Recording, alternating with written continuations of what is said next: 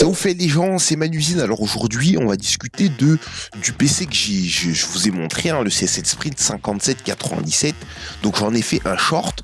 Donc on va faire une petite vidéo longue là-dessus. Donc il est juste ici. Voilà. Alors il est sur CSL Computer, un site allemand pour ceux à qui ça dérange, etc., de commander sur un site allemand. Je peux comprendre. Moi, j'ai déjà commandé chez eux, j'ai jamais eu de soucis. Voilà, ça s'est très bien passé. Donc voilà, si vous voulez commander là-dessus, allez-y. Sinon, je comprends. Voilà. Donc, on va sans plus tarder, on va commencer. Voilà. Alors, il est à 1100 €, 1090 pour être précis, sur CSL Computer. Il est équipé d'un Ryzen 7 5700X. Alors, un processeur 8 cœurs, c'est straight, pour le multitâche, c'est très bien, pour tout ce qui est multitâche, pour tout ce qui est grosse tâche, pour tout ce qui est gros jeu aussi, c'est très bien, ça on aime bien, ça on aime bien. Donc, un très gros processeur, Ryzen M4, évidemment, donc il va faire du taf, il va faire un gros taf pour 1100 €, franchement, c'est très très très bien, voilà. Au niveau du refroidissement, le refroidissement, je le trouve un peu léger, c'est le CSL AirRing, donc franchement, il te propose une autre alternative, le Deepcool Gamax. Bof. Moi, je suis bof. Donc, moi, je te conseille, voilà, j'en ai choisi un exprès, pas celui-ci. Voilà. Celui-là, je trouve que c'est vraiment pareil pour 20 €. Franchement, je trouve que lui, c'est le top qualité, c'est le top rapport qualité-prix. Ça s'appelle Thermalright. C'est sur Amazon. Il coûte 20 balles. Franchement, nickel. Je trouve qu'il fera mieux le taf. Il sera surtout plus silencieux et plus efficace que ce petit AirRing.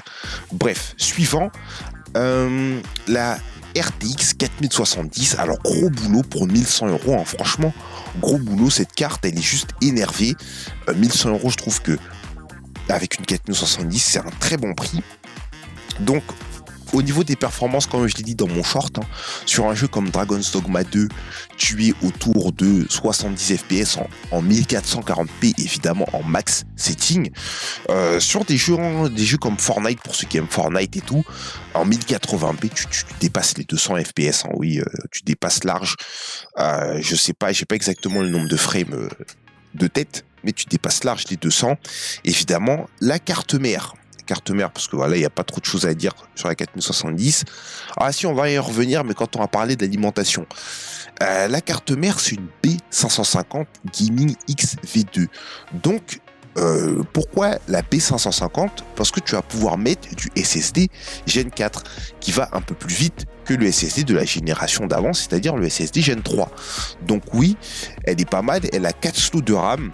Voilà, si on regarde plus en détail, elle a des bons dissipateurs. Alors, on voit les dissipateurs, c'est important quand vous avez une carte mère qui commence à avoir un peu de gamme, de voir les dissipateurs, de voir qu'ils sont présents, qui vont faire le taf. Donc, elle a 4 slots de RAM, c'est parfait.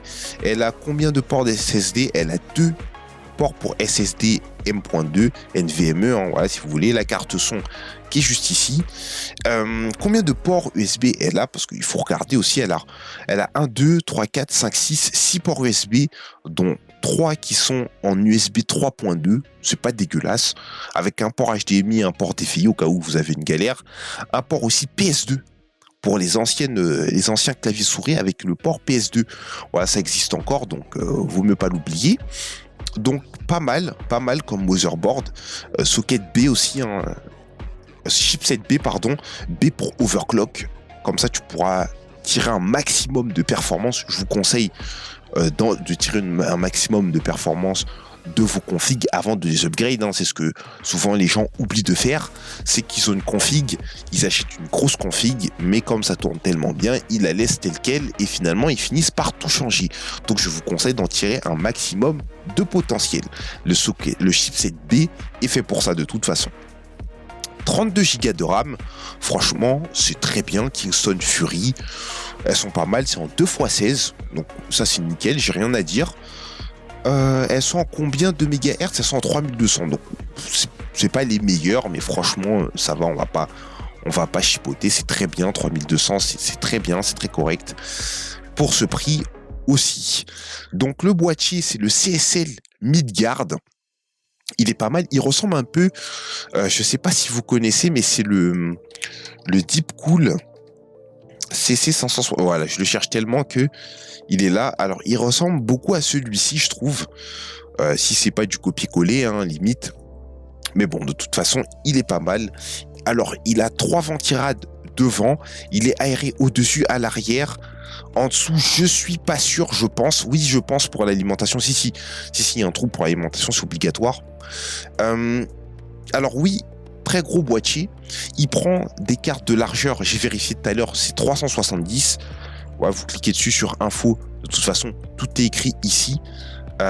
Voilà, 37 cm maximum la carte graphique, 370 mm évidemment. Un ventilateur maximum de 16 cm, 16,3 cm, hein, pas mal. Il prend des cartes mères ATX, micro ATX et mini TX de tous les formats quasiment, quasiment sauf le EATX, hein, ils ne sont pas précisés donc vaut mieux pas essayer. Voilà. Tu peux mettre un water cooling devant de 360 mm. Donc si tu veux un water cooling pas cher, donc moi je te conseille, où est-il? Voilà, moi je te conseille de rester chez Thermalright. Thermalright, je trouve qu'ils font du bon boulot en ce moment. Voilà, pour 80 €, même des fois ça baisse encore moins cher. Pour 80 €, tu as des water cooling de chez Thermalright qui sont vraiment pas mal en 360. C'est top. Si tu veux te prendre un petit water cooling pas cher et rester quand même dans du water cooling.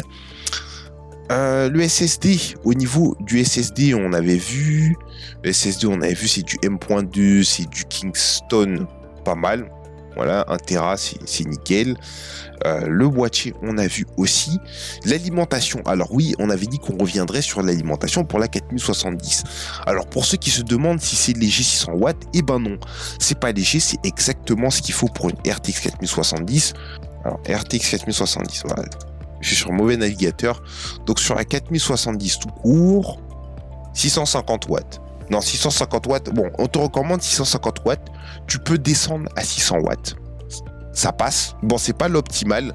C'est pas l'optimal en fonction du processeur que tu as, etc. Mais 600 watts, ça passe. Donc, au cas où, si vous n'êtes pas sûr, si par exemple vous voulez upgrade, pour un plus gros processeur, vaut mieux garder ou changer, même changer, hein, vous pouvez la changer. Par exemple, vous pouvez prendre 700 watts pour 20 € de plus. 600 watts, je pense que ça passe largement. Par exemple, RTX 4070. Non, on va aller, vous savez quoi, on va calculer tout ça. Corsair PSU Calculator.